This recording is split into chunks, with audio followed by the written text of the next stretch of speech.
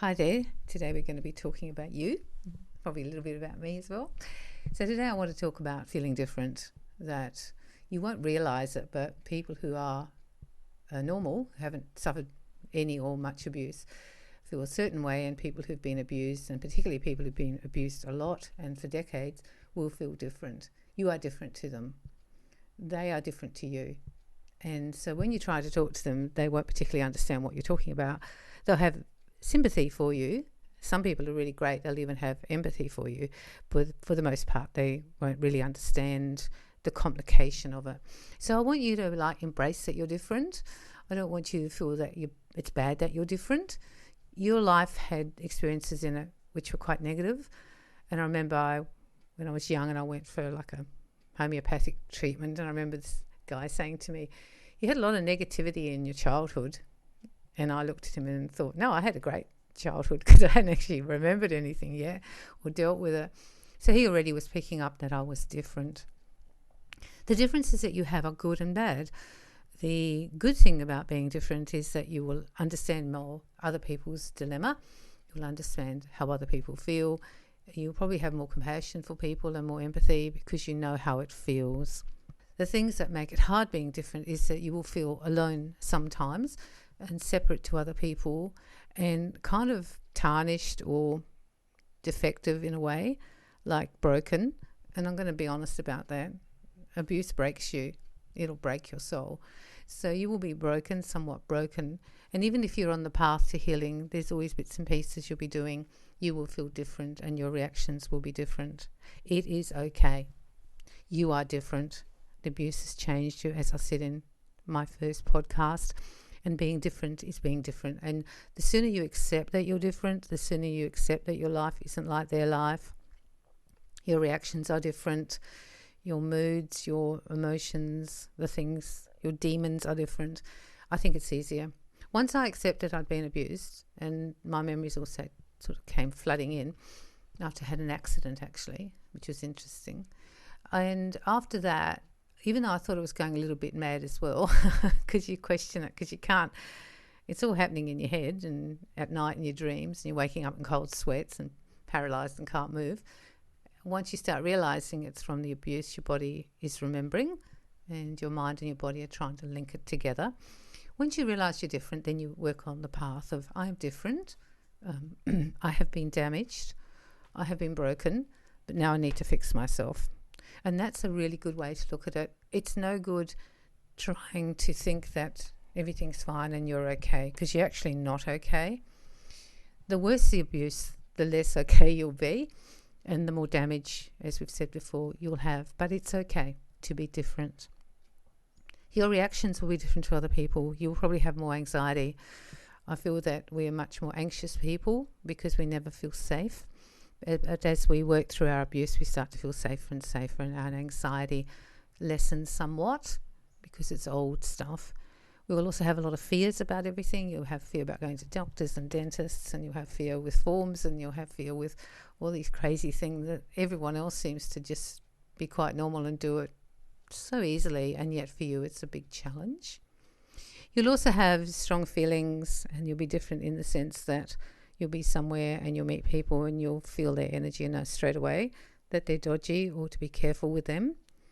Whereas other people at the party will be telling you how John's just such a great guy, and you'll think, no, he's not a great guy. I don't like John. Trust your instincts. Some of your differences will be good for you because they'll be like your alarm bells, your warning, warning, warning. And that part is good. And the more you deal with your abuse, the less you are I don't know. I always felt as I got better at dealing with my abuse, I saw it more clearly. I wasn't so beguiled by people. I wasn't so conned by people anymore.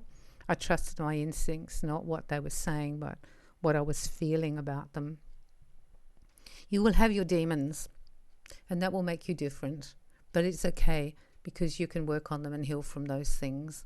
There will be things that trigger you that other people won't be triggered.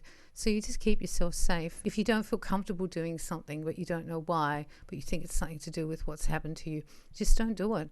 You don't need to go to those difficult places until you're strong enough. And then maybe one day you can do it and you will be strong enough. You have survived. You are courageous. you're still in one piece. You probably have a few bits and pieces that don't work very well. I know I have those. I just work around it.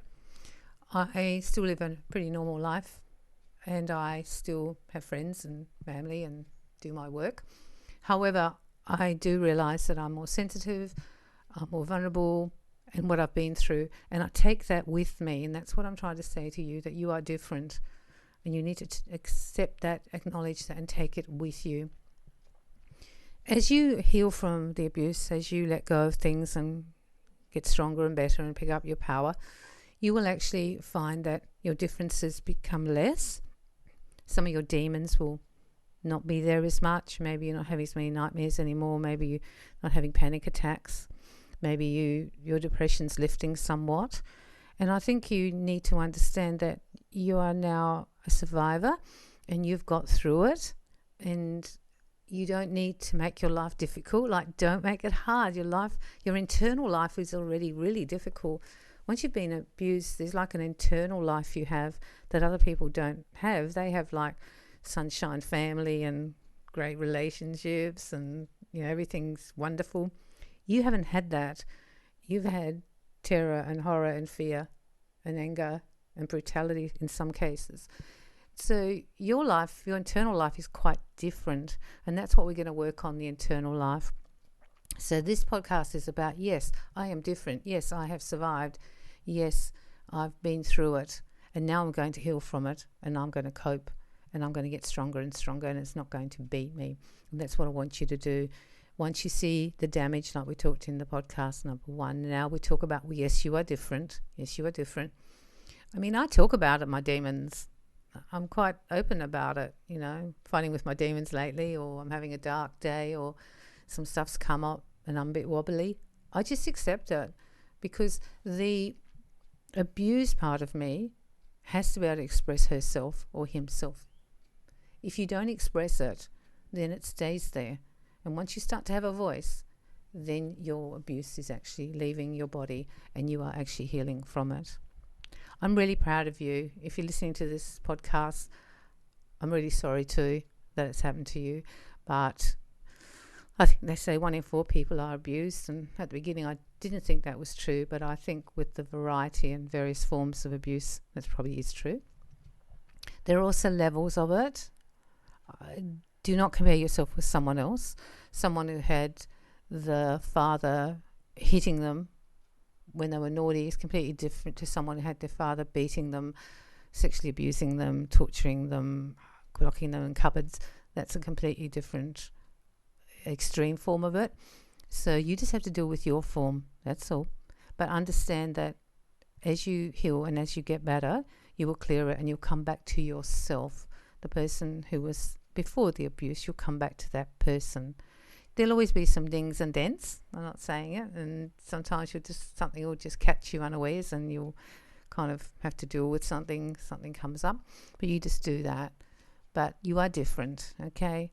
And sometimes with some of us, our differences has helped us with our work. Some of us are healers or of various kinds. Some of us are counsellors.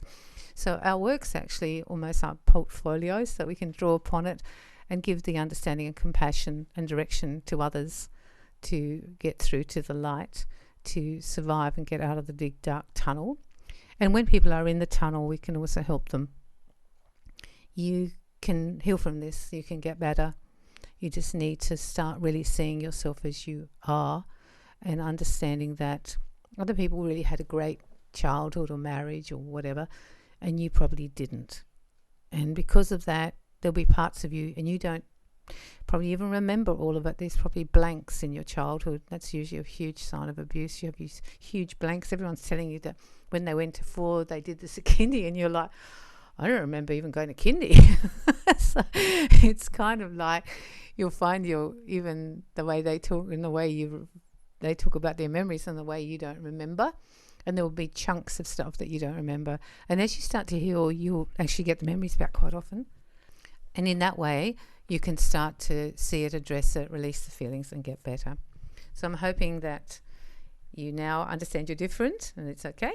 And we're going to work on the parts that are broken. and fix those up. So I'm sending you lots of love this week and lots of light.